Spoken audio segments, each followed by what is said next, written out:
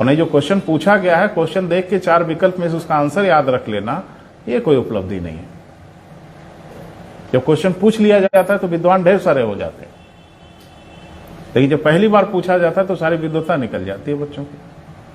अब क्वेश्चन तो याद कर लेना, किसी पेपर देख लिया आपने, फलाना क्वेश्चन आ गया, अरे तो पहली बार दिख रहा है, उसका आंसर आपने याद कर लिया, वही रिपीट करेगा दोबारा, गारंटी है इसकी। कर सकता है, सिविल में तो एक नहीं करता, सिविल सर्विसेज में ना एक सिंगल क्वेश्चन रिपीट नहीं करता। यूपी पीसीएस में तो मान लो कुछ क्वेश्चन रिपीट हो जाते हैं, सिविल सर्विसेज में कभी आपने रिपीटेड क्वेश्चन देखा है तो बेड़ा गर्क हो जाएगा। फिर वहां कम से कम अगर उसके बारे में सोच रहे हैं कभी तो अच्छा, उसके बारे में सोच ही नहीं रहे हैं, है ना, क्योंकि वो हमारे रेंज के बाहर है। बहरहाल जब भी कुछ पढ़ो बेटा थोड़ा सा आगे पीछे भी बढ़ जाया करो। और आजकल आपके पास तो दुनिया की सबसे बड़ी लाइब्रेरी है। आज की डेट में ये कहाँ अभाव है कि हम मिल ही नहीं रहा, सब ढूंढ रहे हैं, पढ़े ही नहीं कहीं। जिज्ञासा की बस कमी है कि आपके मन में वो जिज्ञासा ही नहीं आ पाई कि थोड़ा सा देख लिया जाए। तो बिल्कुल बेटा आगे पीछे चीजों को निरीक्षण करते रहिए, बात बन जाएगी, और नहीं तो गड़बड़ा जाएगी। हो रही है पहली बार परीक्षा ना बेटा इस बार, तो थोड़ा सा देखिएगा, पल पल परीक्षाओं का पैटर्न बदल रहा है, सोच बदल रही है। साल भर अगर आप परीक्षा से चूक गए तो फिर परीक्षा के पैटर्न को नहीं पकड़ पाएंगे कि कहां से कहां चला गया। पूछने का ढंग, क्वेश्चन का पैटर्न एकदम बदलते जाते हैं। तो सतर्क रहना है, सावधान रहना है, और लेवल थोड़ा सा ऊपर लेके चलना है। परीक्षा का जो लेवल है उससे थोड़ा सा 20 लेके चलना है, तो परीक्षाएं सहज महसूस होंगी। और उसी लेवल पे बने रहोगे तो फिर तो मुसीबत हो जाएगी, 1-2 मुश्किल क्वेश्चन आ गया तो।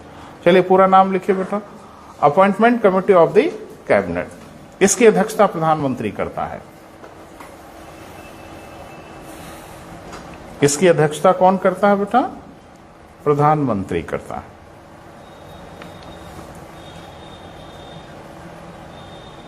कैबिनेट सचिव से लेकर सभी सचिवों की नियुक्ति इन्हीं के द्वारा की जाती है।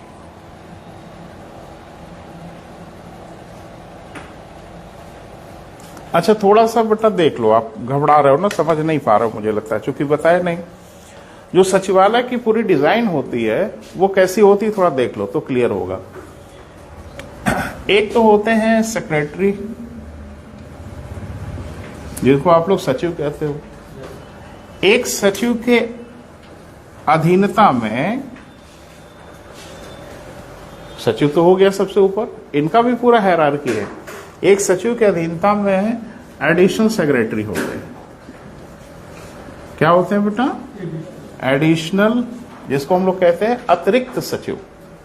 हिंदी में क्या कहते हैं बेटा? अतिरिक्त सचिव।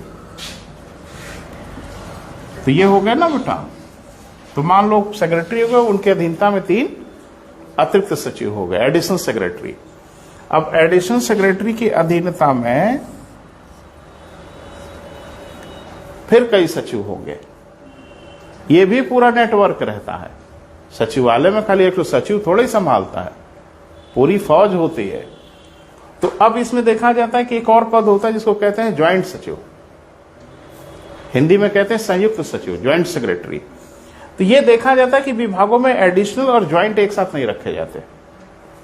जैसे एडिशनल अगर हो गया तो ज्वाइंट नहीं रहेगा, ज्वाइंट माने अतिरिक्त और संयुक्त एक साथ नहीं रहते, दोनों को लगभग समकक्ष माना जाता है। लेकिन ज्वाइंट सेक्रेटरी एडिशनल सेक्रेटरी से छोटा माना जाता है। तो फिर यहां पे क्या होंगे बेटा? Deputy secretary. फिर यहां होंगे डिप्टी सेक्रेटरी, फिर यहां सब, फिर इनकी अधीनता में होंगे अंडर सेक्रेटरी। क्लियर है? अंडर सेक्रेटरी की अधीनता में होंगे RO है ना भैया जी। तो ये सचिवालय की पूरी डायमेंशन होता है। तो अभी मैंने बोला कि ये जो नियुक्त करते हैं, ये नियुक्त करते हैं सारे सचिवों की और एडिशनल सेक्रेटरी की। ये जो नियुक्त करते हैं वो डिप्टी सेक्रेटरी से लेके, और सॉरी ज्वाइंट सेक्रेटरी की। अगर ज्वाइंट सेक्रेटरी होगा, अगर एडिशनल नहीं होगा तो उस मंत्रालय में ज्वाइंट सेक्रेटरी होगा। तो ज्वाइंट सेक्रेटरी की नियुक्ति कौन करेगा बेटा? एसएसबी। और उसके नीचे के जितने सचिव हैं, डायरेक्टर से लेके डिप्टी, अंडर, सभी सेक्रेटरी की नियुक्ति करता है सेंट्रल एस्टेब्लिशमेंट बोर्ड। अभी हम सबको लिखा रहे हैं बेटा, लिख लें। पहला हो गया बेटा। किसकी नियुक्ति करते हैं? सभी सचिवों की तथा अतिरिक्त सचिवों की। अतिरिक्त को इंग्लिश में क्या कहते हैं बेटा? Additional secretary. ठीक है। और फिर दूसरा जो निकाय है हम लोग का वो कौन सा है बेटा? SSB, senior selection board. संयुक्त सचिव की नियुक्ति करता है। अध्यक्षता कौन करता है इसकी? घबरा जा रहे हो तुम लोग, है ना? कैबिनेट सचिव करता है। पूरा सेंटेंस लिख लो। इसकी अध्यक्षता कैबिनेट सचिव करता है।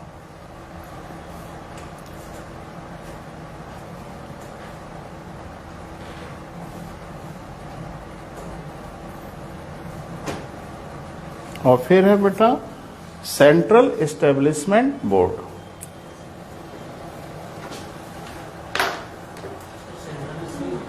सॉरी, एस नहीं है बेटा, सीईबी, सेंट्रल एस्टेब्लिशमेंट बोर्ड। हो गया बेटा? हाँ। ये कौन नियुक्ति करते हैं बेटा? डायरेक्टर से लेके डिप्टी सेक्रेटरी और अंडर सेक्रेटरी।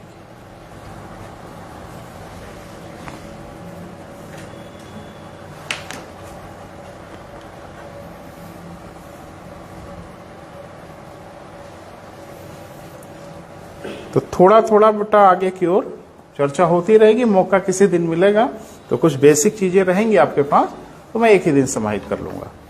एक चीज, कभी आपने सुना है टेन्योर सिस्टम, कार्यकाल पद्धति? ये भारत में किसने लागू किया था?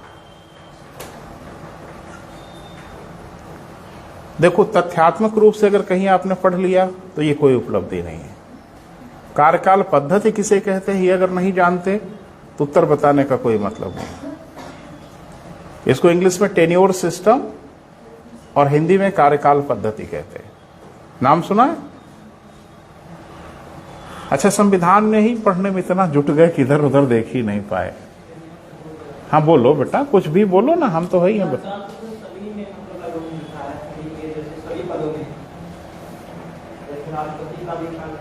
अच्छा, उसी को कार्यकाल पद्धति कहते हैं। हाँ, टेन्योर माने कार्यकाल, टेन्योर माने कार्यकाल इंग्लिश में कहते हैं। तो कार्यकाल तो है ही है सबका। नहीं, उसको नहीं कहते बेटा, बता रहे हैं हम क्या है, तो सुन लो। भारत में इसकी शुरुआत किया था ब्रिटिश काल में। अब इधर उधर मत बोलो बेटा, अब सुनो ध्यान से। आज के बाद से बीमारी ठीक हो जाएगी, परमानेंट इलाज हो जाएगा।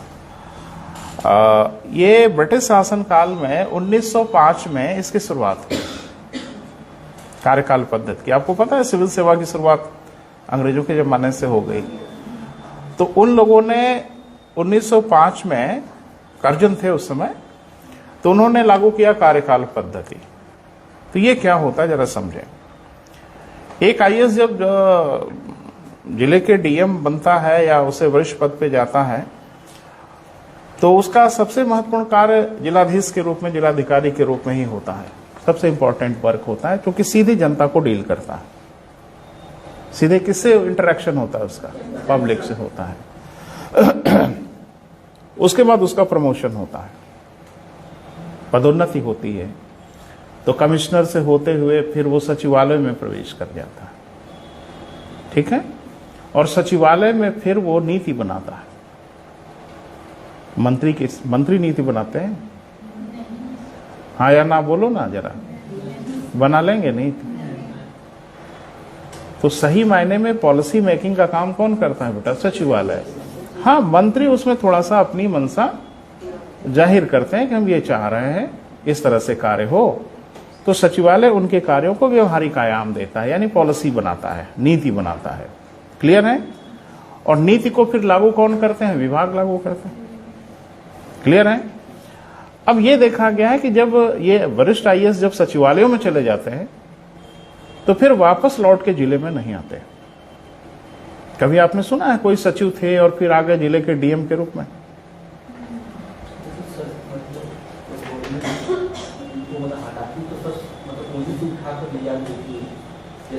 कभी आपने हिंदुस्तान में सुना है? सचिव तो बहुत दूर की कौड़ी है। कभी आप लेकिन नहीं, जो हम बोल रहे हैं उसको सुनिए। कभी आपने ये सुना है कि ज्वाइंट सेक्रेटरी फिर जिले का डीएम बन गया? वो नौकरी छोड़ के घर चला जाएगा, डीएम तो नहीं ही बनेगा। आप पुलिस का डीजीपी बना के किसी को सिपाही बना दोगे? ऊपर भेजना है कि आप नीचे भेज रहे हो? जब कोई ज्वाइंट सेक्रेटरी हो गया तब उसका प्रमोशन करके ऊपर भेजोगे कि डिमोशन करके डीएम बनाओगे? ये डिमोशन ना है एक तरह का प्रमोशन। कमिश्नर को आप डीएम बनाओगे?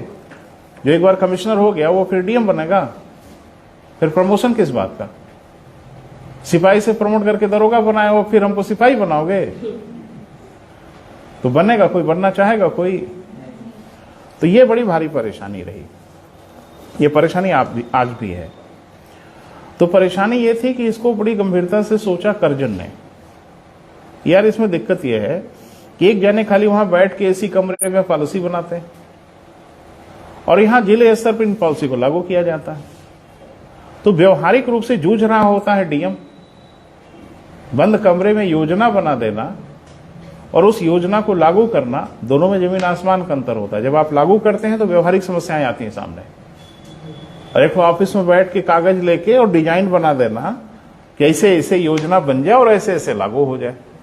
तो करजन ने कहा कि इसमें गतिरोध हो रहा है, तो उन्होंने कार्यकाल पद्धति बनाया। कहा सचिवालय में नौकरी करके आपको फिर जिले में आना होगा, फिर डीएम के रूप में काम करना होगा। इससे दो फायदा होगा। एक तो नीति बनाए थे ना, अब लागू करो, खुद ही लागू करो, तो समझ में आएगा कि आपकी नीति को लागू करने में क्या क्या दिक्कत आ रही है। फिर अनुभव मिलेगा, हाँ या ना? फिर सचिवालय में जाओ, फिर नीति, ये चलता रहेगा। तो रोटेशन रहेगा, जिले से सचिवालय, सचिवालय से जिला, ये चलता रहेगा। ये बनाया करजन ने। और मुझे लगता है कि अगर डिमोशन प्रमोशन को किनारे कर दो तो ये तो ठीक ही था कि नीति बना रहे हो ना, तो थोड़ा लागू भी करके देखो ना, कितनी बढ़िया नीति बनाए हो। और फिर अगर दिक्कत महसूस होगी तो फिर जब नीति बनाने के लिए जाओगे तो उन दिक्कतों को फिर बचाओगे, तो भाई ये दिक्कत दोबारा ना हो। तो आज भी सैद्धांतिक रूप से सचिवालयों में कार्यकाल पद्धति लागू है। समझ रहे हैं ना बेटा? कुछ को छोड़ दिया गया है। किसको छोड़ा गया? जरा ध्यान से सुनो। कैबिनेट सचिव कार्यकाल पद्धति से मुक्त है, यानी उसके ऊपर ये लागू ही नहीं होता। जितने सचिव हैं वो सब कार्यकाल पद्धति से मुक्त हैं। राज्यों का जो प्रमुख सचिव है वो कार्यकाल पद्धति से मुक्त है। बाकी सबके ऊपर कार्यकाल पद्धति लागू है और व्यवहार में कभी इसका प्रयोग नहीं होता, क्योंकि एक बार सचिवालय में गए तो फिर पलट के जिले में नहीं ही आता है कोई। क्लियर है भैया जी? तो वो भी लिख डालो, क्या हर्जा है। कार्यकाल पद्धति कहीं लिख लो एक पॉइंट बना के।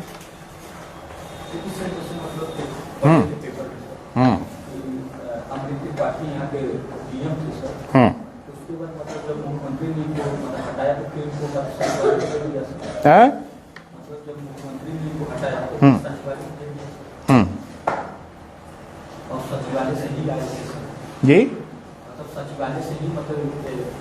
मैं क्या कह रहा हूं बेटा, नहीं समझ पा रहे हो? कार्यकाल पद्धति तो लागू ही है, व्यवहारिक नहीं दिखता। इक्का दुक्का में तो दिख जाता है, लेकिन व्यवहार में है नहीं। जबकि नियम यह है कि सबके ऊपर यह लागू होना चाहिए कि अब सचिवालय में घुस गए अगर, तो फिर वहां से जिले में आने वाने के बारे में कोई जल्दी सोचता नहीं। वहां थोड़ी हनक होती है ना। फोन लगाया सचिवालय से, बोल रहा हूं ज्वाइंट सेक्रेटरी, और पैर पैर हिलने लगा। अब जिले में आओगे तो आपका रुतबा तो एक छोटे से जिले तक रहेगा ना, और सचिवालय में तो पूरे। तो ये व्यवहार में नहीं देखा जाता। लेकिन ये है कि मैंने जिनको बताया उनको छोड़ के सबके साथ ये किया जा सकता है। सचिवालय से जिले में, जिले से सचिवालय में, ये क्रम चलते रहना चाहिए। सबका निर्धारित भी कर दिया गया कि एक 5 साल पे, एक 3 साल पे, एक 2 साल पे। तो ये थोड़ा डिटेल है बेटा, लेकिन टेन्योर सिस्टम क्या होता है यह तो जरूर जाने। लिख लें। कार्यकाल पद्धति शुरुआत कब हुई थी बेटा? इतिहास पढ़ रहे हैं ना? अरे आधुनिक भारत और अभी बाकी है कि पढ़ लिया? बाकी है, तो मुझे लगता है कि मई के बाद पढ़ना। अरे बाकी है, माने सबसे जरूरी आधुनिक भारत है। माने आपकी परीक्षा में सबसे जरूरी आधुनिक भारत था, तो आधुनिक भारत। सर वो तो छोड़ दीजिए, अब जिसका मतलब उल्लेख आयोग ने कर दिया वो अभी दूसरा से शुरुआत नहीं हुआ। क्या चीज बेटा? है 2 साल से भाई देखो, उसमें किसी को एलिगेट करना ठीक नहीं है। सीमित संसाधनों से असीमित इच्छाओं की पूर्ति कैसे की जा सकती है? अर्थशास्त्र पढ़े हो ना, अर्थव्यवस्था। अर्थव्यवस्था क्यों पढ़ते हैं? अभी टीचर ने पढ़ाया है आपको, अब वो ये मत कहना कि वो भी नहीं पढ़ाए हैं कुछ। तो जैसे हर विषय हम लोग पढ़ते हैं तो उन विषयों का कोई एक टारगेट होता है ना,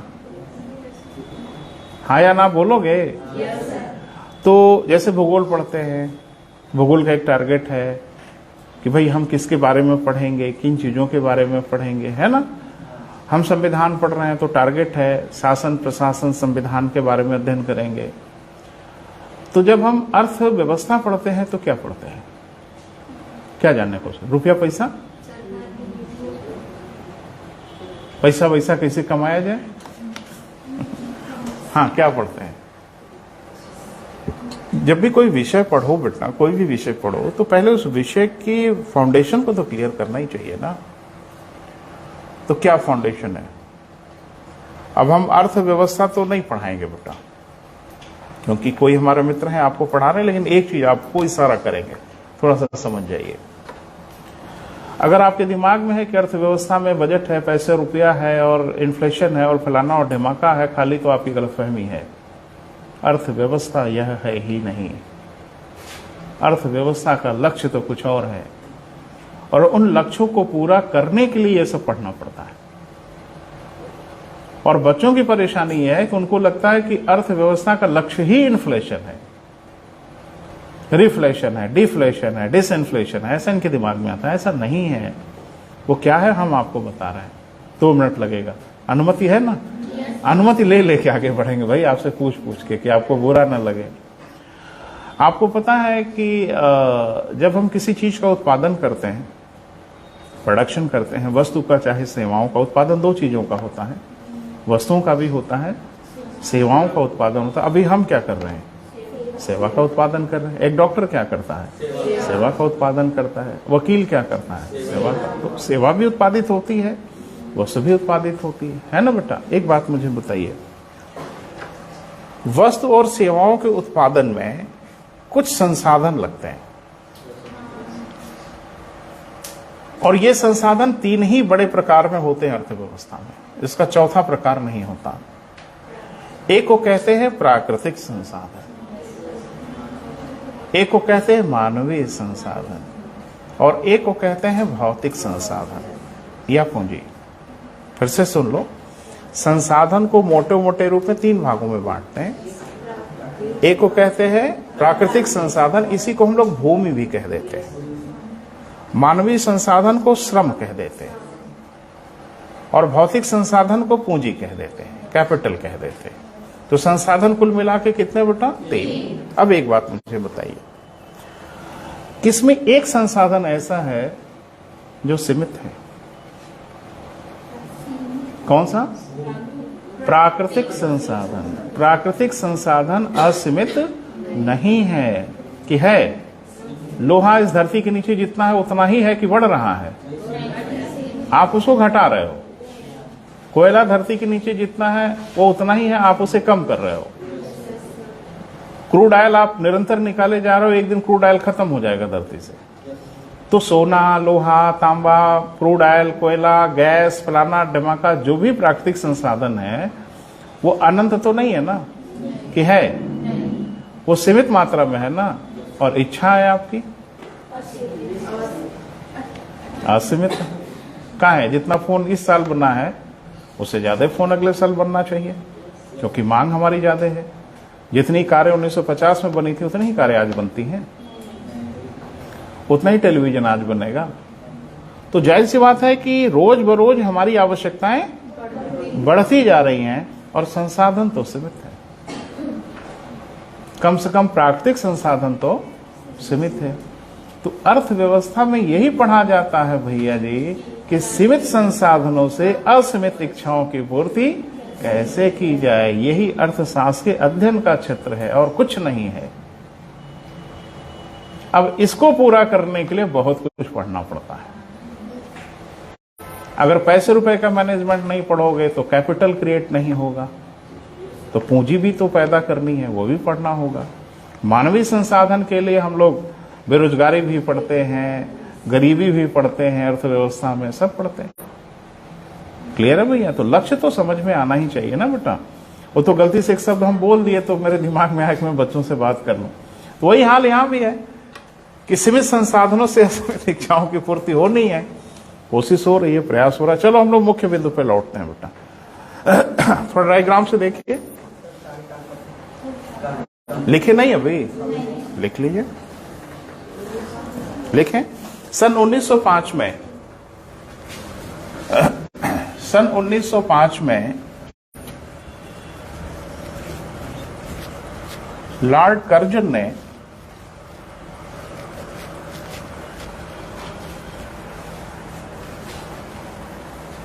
सचिवालयों में कार्यकाल पद्धति को लागू किया।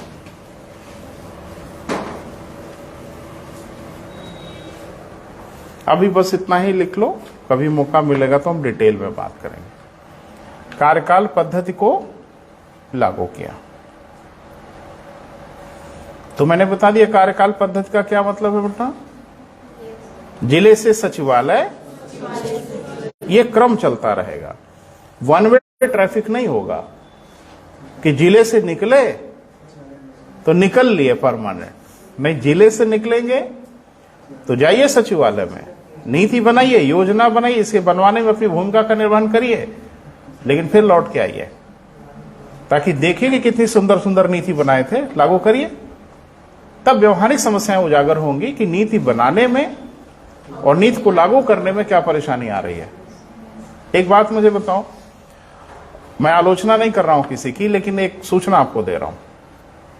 ये कौन नीति बनाता है और कितनी व्यवहारिक होती है, उसका एक उदाहरण मैं आपको दे रहा हूं। जब कोविड हुआ था तो सारे शैक्षिक संस्थान बंद हो गए, कोचिंग वोचिंग सब बंद हो गई ना।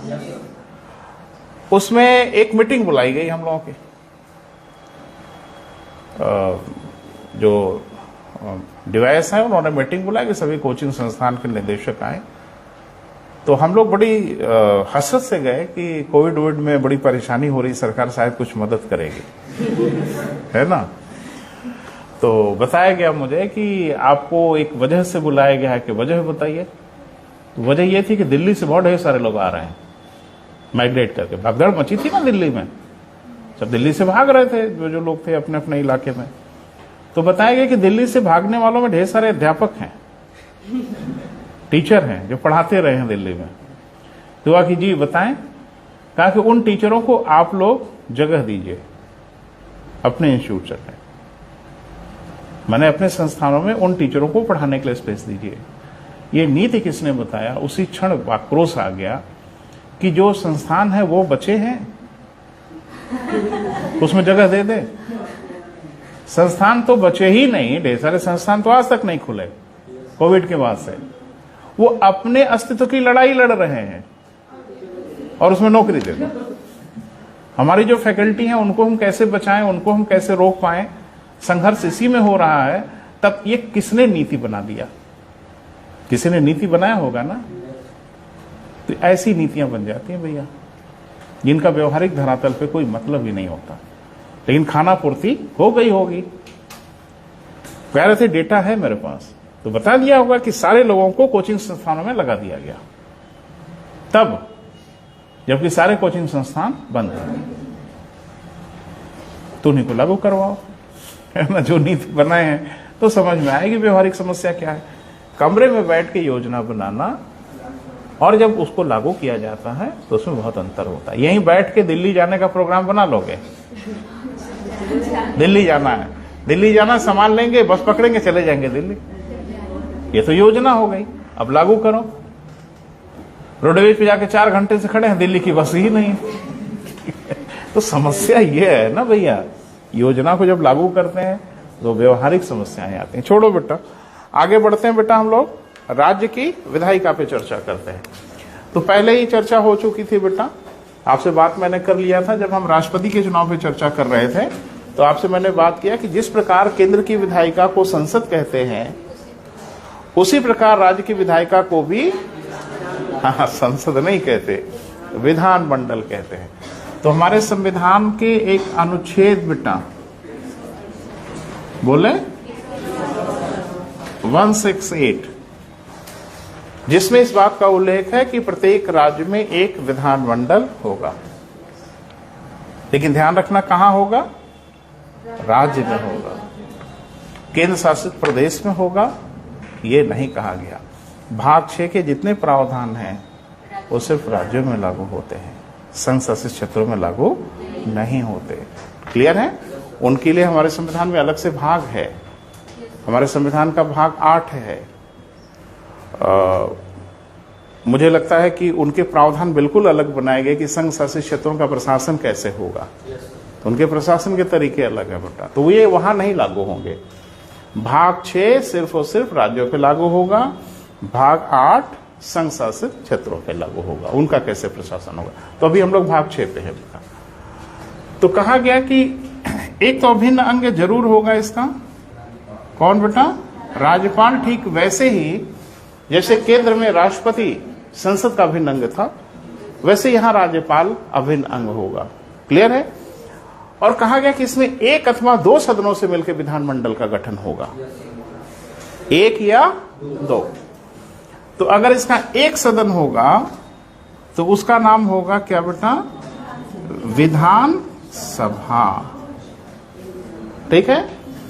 और दूसरा भी होगा तो विधान परिषद।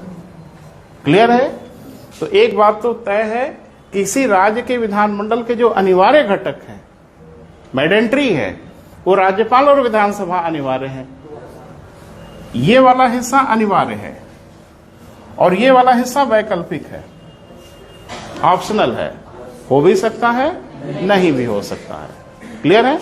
अब जाहिर सी बात है, इस सब की चर्चा संविधान में की गई होगी, कॉन्स्टिट्यूशन में किया गया होगा, तरीके वगैरह बताए गए होंगे, थोड़ा देख लो। 169/171 और 170। तो संविधान के अनुच्छेद 170 में विधानसभा का वर्णन है और 169 और 171 में वर्णन है किसका बेटा? विधान परिषद का। एक बच्चा बड़ा परेशान हो गया कि 2 अनुच्छेद काहे लिखा गया, तो दोनों में कुछ अलग अलग बातें होंगी तभी ना 2 लिखा गया है। लेकिन एक बात ध्यान रखना कि विधान परिषद अनिवार्य नहीं है, विधान परिषदें वैकल्पिक हैं, हो भी सकती हैं, नहीं भी हो सकती हैं, और होंगी तो जा भी सकती हैं। इसके प्रावधान है संविधान में। शुरुआत करें बेटा, लिखें। प्रत्येक राज्य में ये छोटा टॉपिक है बेटा, इसको निपटाते हैं, हाई कोर्ट पढ़ते हैं, फिर आते हैं पंचायती राज व्यवस्था की ओर, जो ज्यादा महत्वपूर्ण है। लिखें, प्रत्येक राज्य में एक विधानमंडल होगा,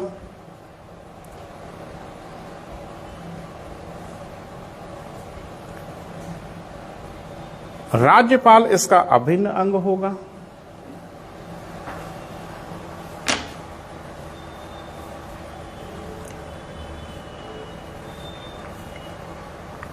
राज्यपाल इसका क्या होगा बेटा? अभिन्न अंग होगा। हाँ, इसका गठन 1 अथवा 2 सदनों से मिलकर बनेगा।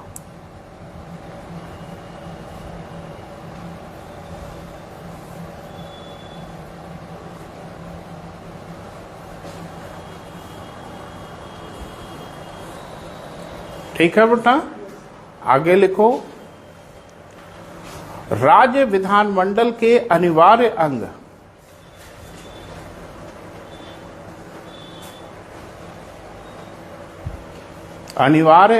कौन कौन है बेटा? राज्यपाल और विधानसभा।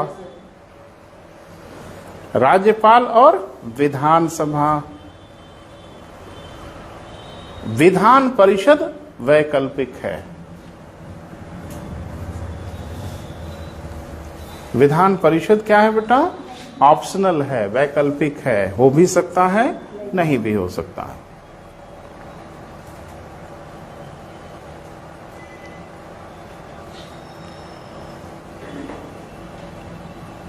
क्लियर है? तो एक तो राज्यपाल है, बोल नहीं रहे, स्वभाग से पढ़ लिए हैं, उधर अब फिर जाने की क्या आवश्यकता है? नहीं कहे नहीं अब फिर आया है तो फिर से पढ़ाइए, तो साहब पढ़ा देंगे, ऐसा क्या है, लेकिन वो पढ़ चुके हैं। अब शुरुआत करेंगे इनके सदनों पे। क्या पढ़ना होगा बेटा? सदस्य संख्या क्या है, ये सब बहुत महत्वपूर्ण नहीं है, लेकिन हम बोलेंगे महत्वपूर्ण है इनकी शक्तियां। ये क्या है वो ज्यादा जरूरी है परीक्षा के पॉइंट ऑफ व्यू से, लेकिन तथ्यात्मक चीजें भी हैं जो उसको जाने तो बेहतर है ना बेटा। आगे बढ़े, पहली हेडिंग बनाए आर्टिकल 169।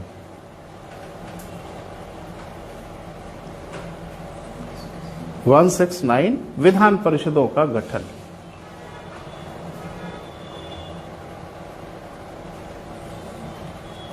देखो राज्यपाल में बेटा एक चीज मैंने कहा था कि लास्ट में हम लिखा देंगे, भाई जो मेरे दिमाग से निकल गया है ना, तो दिमाग में रख लीजिएगा, नहीं कहीं पे नोट कर लीजिएगा, बड़ा जरूरी है, मुझे ऐसा लग रहा है।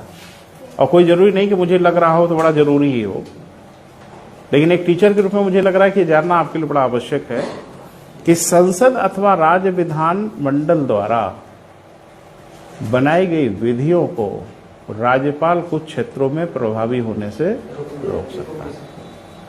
बाकी किसी की औकात नहीं है इस देश में, इवन राष्ट्रपति के पास भी शक्ति नहीं। ये शक्ति है तो किसके पास है बेटा? राज्यपाल के पास। यानी संसद और राज्य विधान मंडल द्वारा बनाई गई विधियों को कुछ क्षेत्रों में प्रभावी होने से रोक सकता है या उनके स्वरूप में परिवर्तन कर सकता है। दिमाग में जरूर रखिएगा बेटा। और ये प्रश्न सबके बताने की औकात नहीं है, इसका उत्तर बताने की हैसियत सबकी नहीं है। तो ऐसे प्रश्नों पे जरूर फोकस किए रहिए कि जहां हम लीड कर जाएं, बाकी पीछे छूट जाएं। तो कहीं पे बेटा नोट कर लीजिए, दिमाग में नोट कर ले।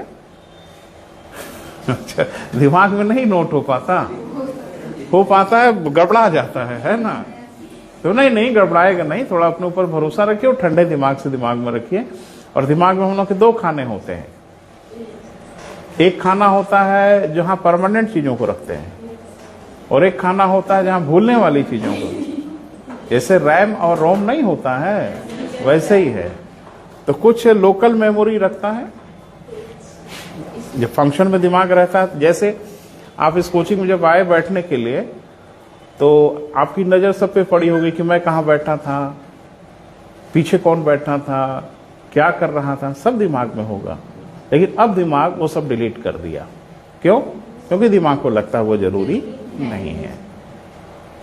अब घर से ही निकले होंगे तभी से हर चीज को नजर पड़ी होगी कि एक तो साइकिल वाला गुजरा तो लाल रंग की शर्ट पहने था, अब दिमाग से सब निकल गया। क्यों? दिमाग वेट कर रहा था, दिमाग इंतजार कर रहा था कि बेटा जरूरी है कि नहीं। तो आपने कहा नहीं कहा नहीं, वो महसूस कर लेता ये जरूरी नहीं है, तो डिलीट। तो हम जो बोल रहे हैं उसको महसूस करिए, ये बहुत जरूरी है, ठीक है? तो दिमाग नहीं भूलेगा, ठीक है बेटा? एक बात हर चीज यही नोट करनी है। अल्टीमेटली जो कुछ आप पढ़ रहे हैं ना, उसे यही नोट करना है, आज नहीं तो कल। और कॉपी में ग्रंथ तैयार करने से कोई आईएएस नहीं बनाया आज तक, ना आप बनेंगे। तो एक बच्चे ने कहा कि फिर लिखाते कहाँ हैं? हाँ, ये भी गंभीर समस्या नहीं बता रहे कहे। तो दो उपाय है कि जैसे देखो डायग्राम से देखो तो अच्छा है। जैसे ये टीचर और ये स्टूडेंट और ये आपकी कॉपी बुक। तो मामला ये कहाँ आ गया? बिचौलिया। हमारा तो सीधा रास्ता आपसे है, यानी हमारे दिमाग में जो कुछ भी है वो आपके दिमाग तक पहुंचे। बोल नहीं रहे हैं। शर्त यह है कि हम कॉपी लेके ना आए। नहीं समझ पा रहा मैं क्या कह रहा हूं? शर्त यह है कि हम कॉपी लेके ना आए, यानी हर चीज अपने दिमाग में लेके आए। क्योंकि कॉपी लेके जब हम आएंगे तो हम हर चीज अपने दिमाग में नहीं लेके आए हैं, हम कॉपी में लेके आए हैं। बोल नहीं रहे हैं। तो अभी ये जो मामला हो रहा है बिना कॉपी वाला, यानी टीचर के पास कॉपी ना हो, तो अब टीचर के पास जो कुछ है वो टीचर के दिमाग में है। वो दिमाग की चीज आपके दिमाग में आनी है, हाँ या ना? धरती का कोई तरीका बताऊं? मेरे दिमाग में जो चीज है वो आपके दिमाग में पहुंचे, हिप्नोटाइज कर दे, कोई तार वार जोड़े। अभी तो ऐसा तार वार नहीं आया है। कंप्यूटर में तो सुना है वो पेन ड्राइव भाई होती है, भाई लगा के कुछ डेटा वटा उसका निकाल ले। मनुष्यों के दिमाग से डेटा निकालने का भी कोई पेन ड्राइव नहीं आई है। हो सकता है आ जाए भविष्य में, तो आ जाएगी तो पढ़ाना बहुत सहज होगा। जैसे क्लास में बैठेंगे तो बोलेंगे सब लोग तार जोड़ो, कनेक्ट करो, तो कहेंगे हाँ ठीक से जुड़ गया, तो बोलेंगे हाँ सर। हमका बटन दबाएं, तो आप कहेगा बटन दबाए, आंख बंद किए, सब पहुंच गया। तो उस दिन आसान हो जाएगी पढ़ाई वढ़ाई, लेकिन अभी तो बड़ा आसान नहीं है बेटा। तो मेरे दिमाग की चीज आपके दिमाग में आनी है। कोशिश यही है कि सीधे सीधे आ जाए। ये डिपेंड करता है टीचर की वे ऑफ कम्युनिकेशन पे, कि टीचर के कम्युनिकेशन का तरीका कैसा है। तो सीधे सीधे दिमाग में पहुंच जाए तो बड़ा बेहतर है। डर लगा रहता है, पहुंच तो गया लेकिन निकलने भागे ये भी समस्या है। तो उसका तरीका है वाया, है ना? कुछ सीधे सीधे पहुंच जाए और कुछ जहां बचने की गुंजाइश हो वो वाया जाए। अरे सुनते हो ना, बस वाया जौनपुर जाएगी, तो ये ज्ञान वाया कॉपी जाएगी। लेकिन परेशानी क्या है कि ये वाया यहीं तक रह जाता है ना भैया? यहां से यहां आके अटक जाता है। तो इसके लिए तो दिया नहीं गया, ये तो यहां जाना है, अंतिम मंजिल यही है। तो ये वाया वाले में जौनपुर जाके अटक गए तो बनारस कैसे पहुंचोगे? तो जाना है आपको बेटा। क्लियर है? तो कॉपी लिखने का बड़ा शौक है आपका, जो मैंने नोटिस किया है कि है तक न छूटने पाए। अगर टीचर बोला है तो है भी नोट कर लें। किस दिन रात के लिए भैया?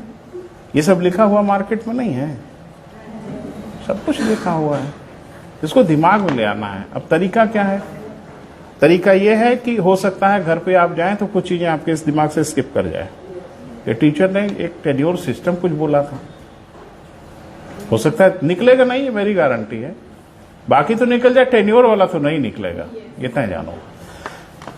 जब आपको कुछ भूल रहा हो तो घर पे जाइए, कॉपी बंद करिए, चाय पी लीजिए, आंख भी बंद कर लीजिए, कॉपी भी बंद करिए, आंख भी बंद करिए, और कोशिश करिए टीचर ने क्या कहा। तो दो चार शब्दों के अलावा बाकी तो उसको समझ में नहीं आएगा। तो कॉपी खोल लीजिए और फिर से देखिए टीचर ने क्या कहा, फिर कॉपी बंद करिए। ये प्रक्रिया तब तक चलेगी जब तक कॉपी बंद करके आंख बंद करने पे सब कुछ दिखने ना लगे। और ये नहीं करोगे कुछ नहीं होगा। डाक के थिंक पास है ना भैया जी? चले शुरुआत करो बेटा। एक बात दिमाग में रखिए, किसी राज्य में अगर विधान परिषद होगी या नहीं होगी, ये फैसला केंद्र नहीं करेगा। क्लियर है? किसी राज्य में विधान परिषद होगी या नहीं होगी, इसका निर्धारण राज्य करेगा, अंतिम फैसला केंद्र करेगा, लेकिन शुरुआत केंद्र नहीं कर सकता। शुरुआत हर हाल में कहां से होगी बेटा? विधानसभा से। तो लिख लें सर, इसमें अनुसूची 5 भी है और 6 भी है। किसमें? इसमें जो मतलब सांसद और विधानसभा का जो कानून लागू है। हाँ, काहे नहीं है? तो इसमें सर मतलब जो अनुसूची 5 है उसमें 10 है, 10 है। क्या बोल रहे हो, नहीं समझ पा रहे? अनुसूचित जाति जनजाति क्षेत्रों का प्रशासन, यही ना बोल रहे हैं आप? हाँ, तो कहना क्या चाह रहे हैं, नहीं समझ पा रहे।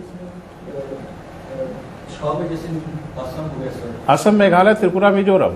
इसका फिक्स हो गया सर, हाँ, लेकिन 5 वाला मतलब सर निर्धारित है, उसमें मतलब साथ राष्ट्रपति घोषित करेंगे। कौन सा अनुसूचित क्षेत्र होगा इसकी घोषणा वो करेंगे। जनजातीय क्षेत्रों को ध्यान में रख के, उनके कल्चर, उनके आर्ट, उनकी सभ्यता को बचाने को ध्यान में रख के करेंगे। तो इसमें क्या अड़चन है? तो वर्तमान में 10 है सर। ये सब कोई महत्वपूर्ण नहीं है। किसी को हटा देंगे, किसी को जोड़ देंगे। नॉर्थ ईस्ट में ही है ज्यादातर, तो सब नॉर्थ ईस्ट में इसलिए बनाएंगे कि वहां आदिवासी ज्यादा है, और नॉर्थ ईस्ट को भारत में मिलाने में था बड़ा लफड़ा, क्योंकि नॉर्थ ईस्ट के लोगों को ये डर लग रहा था कि हमारी सभ्यता, संस्कृति और बाकी चीजें हम संसद के कानून से गवर्न होने लगेंगे तो कुछ हमारे लिए अलग होना चाहिए, तो सब इसलिए व्यवस्था बनाएगी। चलो बेटा आगे बढ़ो। हाँ, लेकिन जिस भी राज्य में विधान परिषद का गठन किया जाना है, ऐसा प्रस्ताव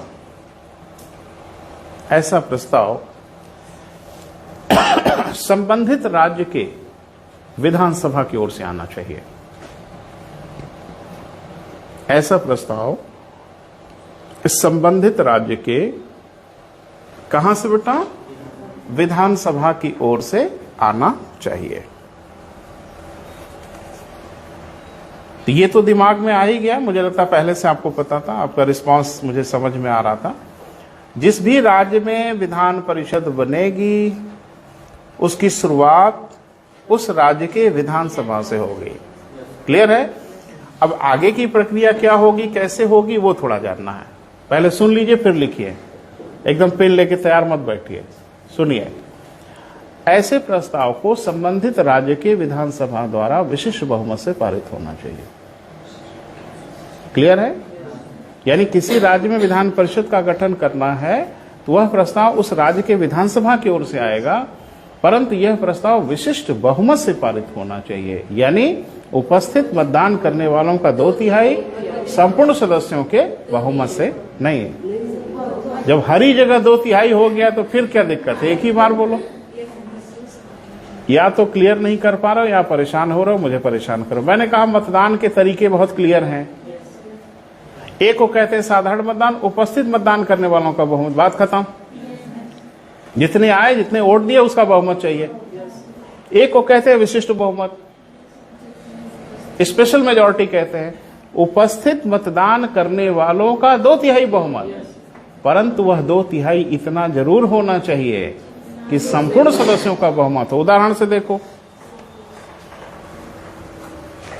300 लोग आए लोकसभा में, मीटिंग होगी ना? अरे बैठक होगी ना? कितने आ जाएंगे तो बैठक होगी? हाँ ठीक है, वही पूछ रहा। कोरम, हाँ 1/10 आएंगे तो 300 तो है ही है। कोरम के ऊपर है, तो 300 लोग अगर आएंगे, मान लीजिए उस दिन बैठक में 300 लोग आए, हो सकता है, लिटरली पॉसिबल, सारे लोग थोड़ी आते हैं। तो मान लीजिए 300 लोग आए, और मान लीजिए विशिष्ट बहुमत से कोई प्रस्ताव पारित होना है इस दिन, तो पहली शर्त यह है कि 2/3 वोट दिखाइए। तो 200 वोट मिल गया साहब, तो विशिष्ट बहुमत की पहली प्रक्रिया पूरी हो गई। उपस्थित मतदान करने वालों का 2/3 वोट मिल गया, लेकिन ये 545 का बहुमत नहीं है, इसलिए विशिष्ट बहुमत से पारित नहीं होगा। क्लियर है? चले लिखें, ऐसा प्रस्ताव संबंधित राज्य के विधानसभा द्वारा संपूर्ण सदस्यों के बहुमत तथा उपस्थित व मतदान करने वाले सदस्यों के 2/3 बहुमत से पारित होना चाहिए।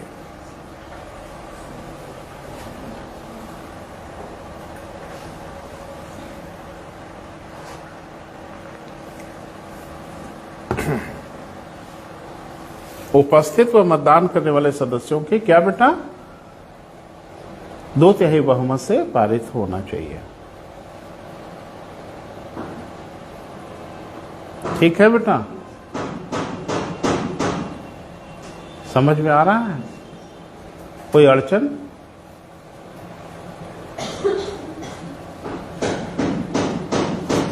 फिर से बोले बेटा, समझ में आ गया ना? कोई डाउट? तो बन जाएगा विधान परिषद?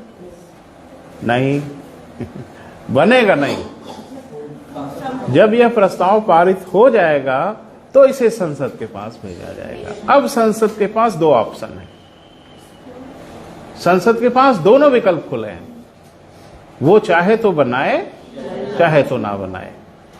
अभी ना बनाने का विकल्प है उनके पास, क्लियर है। लेकिन यदि राज्य की विधानसभा ऐसा प्रस्ताव ना पारित करे तो संसद किसी हालत में विधान परिषद का गठन नहीं कर सकती। यही दिमाग में रखना था। लेकिन यह प्रस्ताव संसद को भेजा जाएगा। यह प्रस्ताव किसको बेटा? संसद को भेजा जाएगा। यदि संसद इसकी स्वीकृति दे दे तो, यदि संसद इसकी स्वीकृति दे दे तो संबंधित राज्य में विधान परिषद की स्थापना की जाएगी।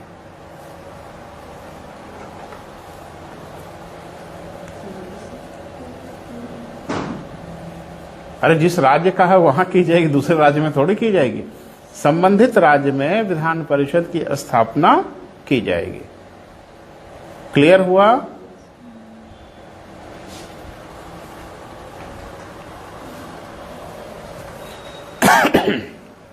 हो गया बेटा? पैरा एक चेंज करिए, एक लाइन लिख लीजिए।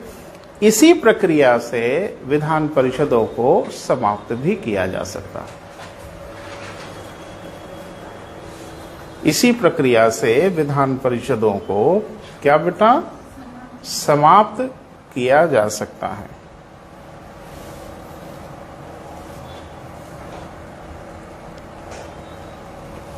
ठीक है।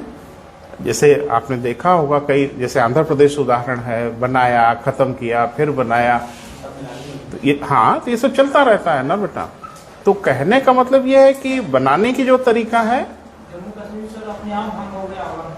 अब जब उसको राज्य का स्टेटस ही खत्म कर दिया आपने तो भंग हो ही जाएगा। और एक बात कि जम्मू कश्मीर भाग 6 से गवर्न नहीं होता था, तो जम्मू कश्मीर में ये सब जो पढ़ रहे हो 169, 170, 171 गया भाड़ में। इसे जम्मू कश्मीर से कोई लेना देना नहीं था। वो तो गनीमत है, हट गया। नहीं तो आगे हम लोग पढ़ाते थे ना, तो एक बच्चा कहता था कि सर जम्मू कश्मीर में तो है अपवाद। अरे जम्मू कश्मीर खुद ही अपवाद है, तो उसकी हर चीज अपवाद होगी। जम्मू कश्मीर भाग 6 से गवर्न होता है नहीं। अब तो खैर वो जो है सो हो ही गया, अब तो संसद से चित्र बन गया। राज्य बनाएंगे तब बनाएंगे। लेकिन जम्मू कश्मीर जब राज्य की श्रेणी में था भी, तो भाग 6 जम्मू कश्मीर पे कहां लागू होता था? मैंने कहा 152 में पहली लाइन लिखी थी, जम्मू कश्मीर को छोड़कर। क्यों छोड़कर?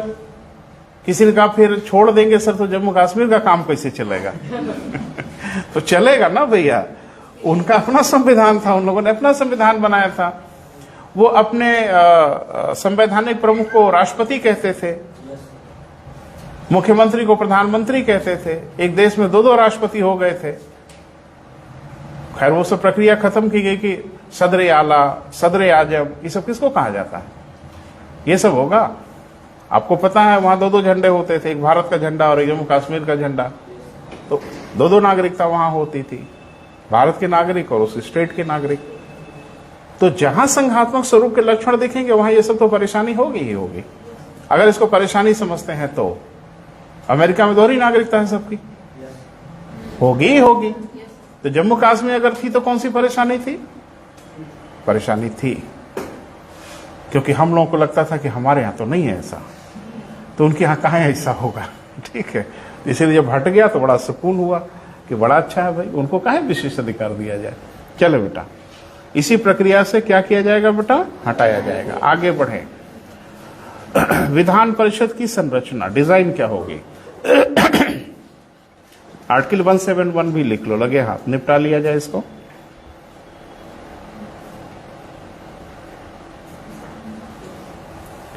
क्योंकि दोनों एक दूसरे से जुड़ा है ना बेटा, संबद्ध है, तो दोनों को एक साथ देखा जाए तो अच्छा रहेगा। ध्यान से सुनो, 169 सिर्फ ये बताता है कि किसी राज्य में विधान परिषद का गठन किस प्रक्रिया से होगा, वो ये बिल्कुल नहीं बताता। उसके सदस्य कौन होंगे, कितने होंगे, उनका निर्वाचन कैसे होगा, कुछ भी नहीं बताया जाता। तो जाहिर सी बात है वो भी तो बताना पड़ेगा ना कि अगर बन गया तो उनकी डिजाइन क्या होगी, उनका स्वरूप क्या होगा। इसके लिए 171 लिखा गया है ना बेटा, लिखें। जिस भी राज्य में विधान परिषद का गठन होगा,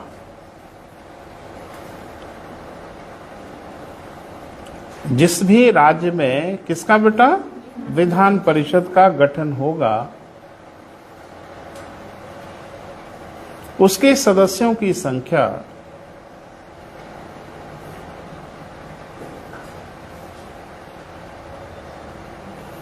विधानसभा के सदस्यों की संख्या के, इसके सदस्यों की संख्या विधानसभा के सदस्यों की संख्या के 1/3 से अधिक नहीं होगी।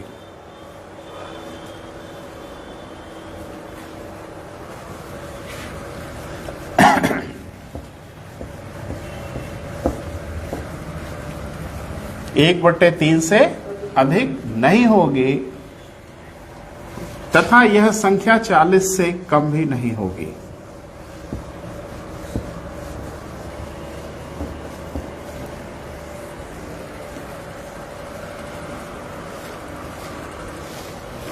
तथा यह संख्या किससे बेटा 40 से कम भी नहीं होगी। इसका मतलब कितने लोग समझ पाए? नहीं, सारे लोगों को समझना है, और नहीं तो हम आपसे पूछ लेंगे। आप क्लियर हो? पीछे मुस्कुराहट ही बता रही है कि क्लियर नहीं थी। ठीक है, बंद बंद चेहरे की मुस्कुराहट कुछ कह रही थी, है ना? हाँ, और बेटा प्लीज ईमानदारी से बताओ कि ये सब जो हमने बोला कि विधान परिषद के सदस्यों की संख्या विधानसभा के सदस्यों की संख्या के 1/3 से अधिक नहीं होगी और यह संख्या 40 से कम भी नहीं होगी। तो क्लियर हो रहा है? अब एक क्वेश्चन पूछे, निम्न में से किन राज्यों में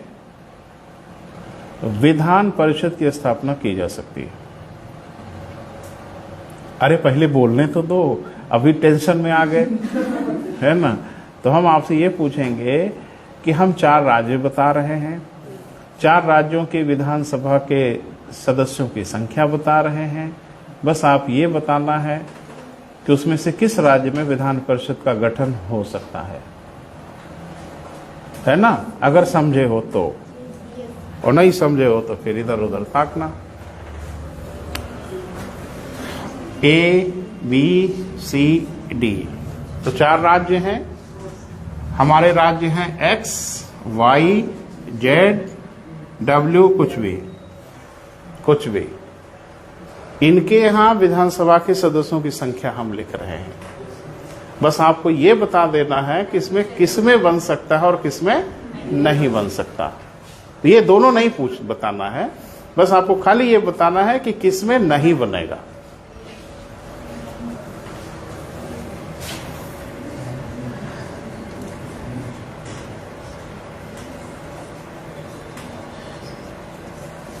हम जिससे पूछेंगे बेटा वही बताएंगे। यहां विधानसभा के सदस्यों की संख्या बोर्ड पे लिखा हुआ है, वो राज्य है X, Y, Z कुछ भी। तो आपको ये बताना है कि ऐसा कौन सा राज्य है जहां पे विधान परिषदें नहीं बनाई जा सकती।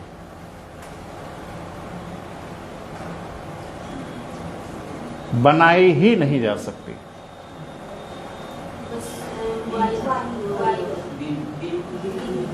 हाँ वाई भी ठीक है, समझ में आ रहा है। अरे उधर पीछे भी कोई बोलेगा भाई, बच्चियां उधर, समझ में आ रहा है बेटा क्या हम पूछ रहे हैं? सीधे सीधे तो नहीं ही पूछा जाएगा आपसे, वो थोड़ा घुमा फिरा के, थोड़ा नमक मिर्च लगा के ही पूछा जाएगा ताकि थोड़ा सा परेशान हो जाए, है ना? आप बेटा वाई क्यों? क्योंकि लोग कह रहे हैं। हाँ है, 40 से कम हो गई। यहाँ तो 119 है। हैं? अपनी बात स्पष्ट नहीं कह सकते। जो भी आपको बोलना है साफ तो बोलिए, सामने वाला समझ पाए। जिन भाषा में आप लोग हमें अपना उत्तर बताते हो उसी भाषा में हम पढ़ाने लगे तो तबाही हो जाएगी, है ना। तो हमसे तो बड़ी स्पष्टता चाहिए और आप गोलमोल बोलोगे। अरे बहुत सीधी सी बात है बेटा। देखो, जो मैंने बार बार कहा, सीधे आपके साथ कुछ नहीं होगा, बस जो होगा सब घुमा फिरा के होगा। जो आप जानते हैं उसी का अनुप्रयोग होगा, लेकिन थोड़ा सतर्क रहेंगे तो कर लेंगे, कहीं कोई परेशानी कर ही लिया आप। अब ये कि कालिदास वाले स्टाइल में किया कि बुद्धि से किया, ये मैं नहीं समझ सकता, है ना। चलो, 40 से कम नहीं होगा और x/3 से ज्यादा नहीं होगा। x क्या है? विधानसभा के सदस्यों की संख्या। तो ये लिमिटेशन इसकी हो गई, इसी के बीच में होना होगा। अब एक बात बताइए कि x अगर 120 से कम हुआ तो 40 से कम हो जाएगा। इतना तो कॉमन सेंस है ना बेटा। यानी एक बात दिमाग में बैठा ले कि मात्र उन्हीं राज्यों में, उन्हीं विधानसभाओं में विधान परिषद बनाई जा सकती है जहां विधानसभा के सदस्यों की संख्या 120 या उससे ज्यादा हो। कौन बोला कम? 120 या उससे ज्यादा हो। लिखें जी, बोले अपवाद जैसे। तो वहां विधान परिषद है। अरे मित्र, पूछ कुछ अलग रहे थे, पूछ कुछ अलग लिया। हम समझ रहे हैं आपके मन से। अरे पूछना कुछ अलग था, पूछ कुछ अलग लिए आप, है ना। आप तो ये पूछ रहे थे, मैं बताऊं क्या पूछ रहे थे कि सर संविधान के 170 में तो लिखा है कि विधानसभा के सदस्यों की संख्या 60 से कम नहीं होनी चाहिए। तो ये कहाँ आ गया बीच में? चलो ठीक है, अभी आने दो तो हम बात करेंगे। और एक बात कि अपवाद तो अपवाद होते ही है। आपके संसदीय क्षेत्रों में फिर विधानसभा क्यों है? आपके संघ शासित क्षेत्र में कहाँ विधानसभा है? अपवाद तो ये भी है। तो अपवाद करने की जगह है ना हमारे संविधान में। अरे 368 किस दिन रात के लिए दिया गया? इसीलिए दिया गया है ना कि जहां कुछ ना हो वहां होगा, और 368 से होगा। काहे नहीं होगा? बिल्कुल होगा। अभी तो जम्मू कश्मीर खत्म हो गया ना बेटा, नहीं तो बच्चे खाली मेरे ऊपर हमला बोलते थे कि वहां तो 36 हैं सर। तो वहां 36 थे विधान परिषद के सदस्यों की संख्या। तो बच्चे तुरंत हमलावर हो जाते थे कि सर आप तो कह रहे हो 40 से कम नहीं होगा, वहां 36 है, वहां 171 लागू होता है। तो फिर यह बकवास की बात का है। वहां जब भाग 6 लागू ही नहीं होता तो वहां विधान परिषद ऐसे बनी है जैसे हमारे यहां बनी है। अरे उनका शुक्र है कि उन्होंने विधान परिषद कहा। अरे वो कुछ भी कह देते, हाँ वो कह देते कि ये सीनेट कहलाएगा। अरे उनका मन, वो जो चाहते वो कह देते। वो तो गनीमत थी कि उन्होंने भी कह दिया कि भाई इनको विधान परिषद बोलेंगे हम। कुछ और बोलते, संविधान उनको बनाना था कि आपसे पूछ के बनाया कि भैया क्या कहते हैं आप वो उच्च सदन को राज्य के। तो हमसे पूछ के थोड़ी बनाए हैं वो। बस शुक्र यह है कि थोड़ा सा हमारे से मिलता जुलता बना दिए। उनका जो मन करता बनाते, हमसे पूछ पूछ के थोड़ी बनाए। चलिए ये लिख लिया बेटा? नहीं सुना है, खाली लिख लें। विधान परिषद के सदस्यों की संख्या विधानसभा के सदस्यों की संख्या के 1/3 से अधिक नहीं होगी तथा यह संख्या 40 से कम नहीं होगी। पूरा लिख लिया? आगे लिखो। अरे हो गया है तो बड़ा अच्छा है, नहीं हो गया होता तो हमने कहा कि भाई गड़बड़ ना होने पाए। चले आगे लिखें। स्पष्ट है, उन्हीं राज्यों में विधान परिषदों की स्थापना हो सकती है। होगी नहीं मैं कह रहा हूं, हो सकती है, जहां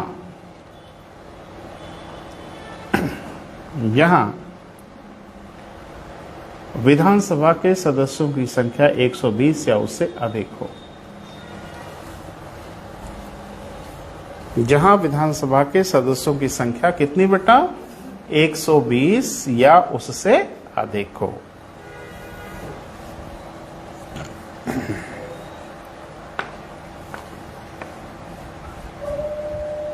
क्लियर हुआ बेटा? हाँ, थोड़ा सा लिख लें तथ्यात्मक ढंग से। हाँ लिखे, विधान परिषद एक अस्थायी सदन होगा।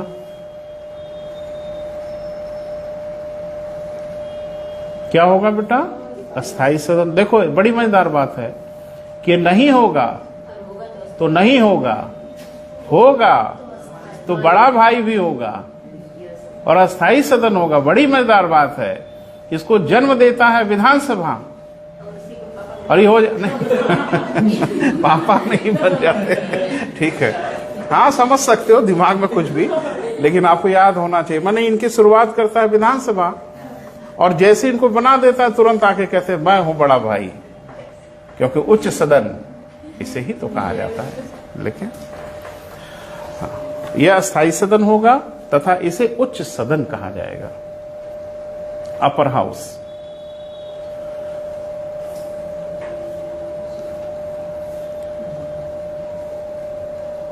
इनके सदस्यों का कार्यकाल,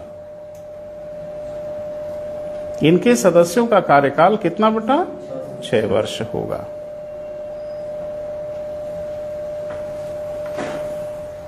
इसके 1/3 सदस्य, इसके 1/3 सदस्य, वही राज्यसभा वाली हालत है। इसके 1/3 सदस्य प्रति दूसरे वर्ष अवकाश ग्रहण करते हैं तथा उतने ही नए निर्वाचित होते हैं।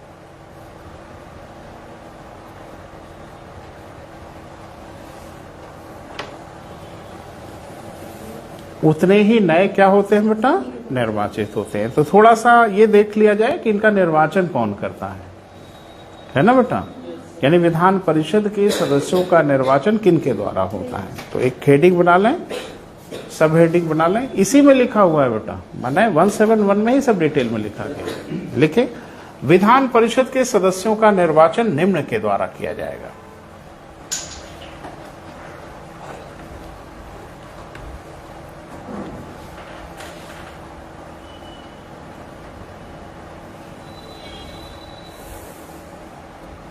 इसके निर्वाचक मंडल को कितने भागों में बांटा गया?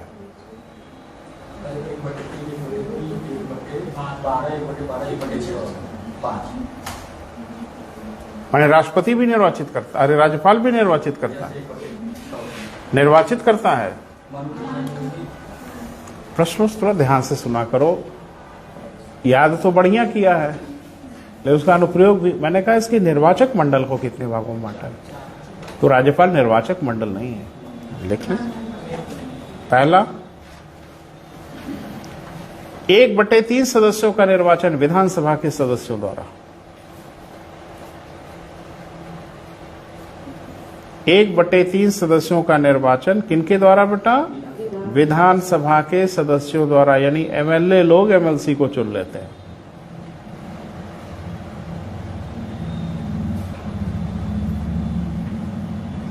ठीक है। दूसरा, 1/3 सदस्यों का निर्वाचन स्थानीय निकायों द्वारा, लोकल बॉडीज द्वारा।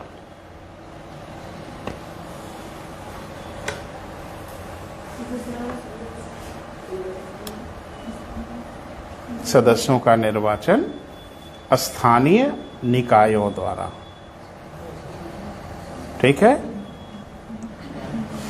तीसरा, 1/12 सदस्यों का निर्वाचन स्नातकों द्वारा।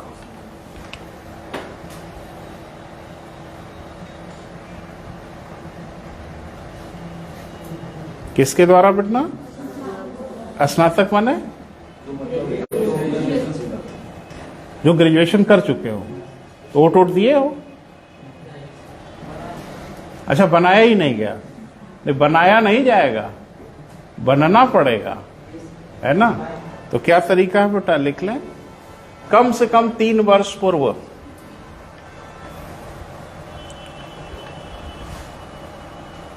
स्नातक की योग्यता हो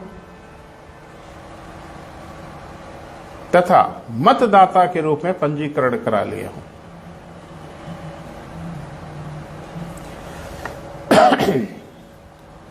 मतदाता के रूप में क्या बेटा, पंजीकरण करा लिए हों। फिर 1/12 चौथा,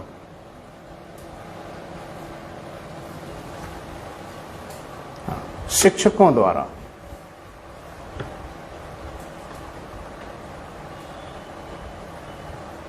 इनका भी लिख लो बेटा। माध्यमिक शिक्षा से संबंध वे अध्यापक जो 3 वर्ष पूर्व से अध्यापन कर रहे हो,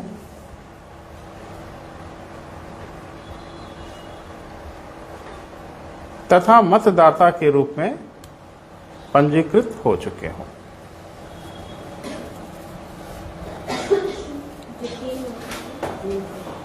जो 3 वर्ष पूर्व से, यानी अपॉइंटमेंट हुए उनके कम से कम 3 वर्ष हो चुके हों, है ना बेटा? समझ पा रहे बेटा? कई बार रिपीट करेंगे बेटा, जय बार कहोगे तय बार करेंगे। देखिए जरा सोच लो, आप एक शब्द नहीं बना सकते, जो बोला गया है बना के लिख लो। आगे की लड़ाई में तो सब शब्द आप ही को बनाना पड़ेगा, ठीक है? आगे बेटा नोट बना के लिखो। नहीं, उस सीरीज से बाहर करो, इसको उस प्रभाव से बाहर करिए। लिखें 1/6 सदस्यों को राज्यपाल मनोनीत करता है।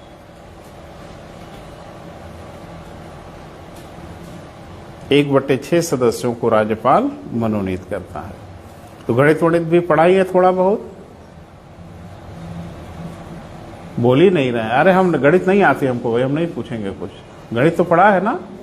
1/3 + 1/3 + 1/12 + 1/12 कितना होगा?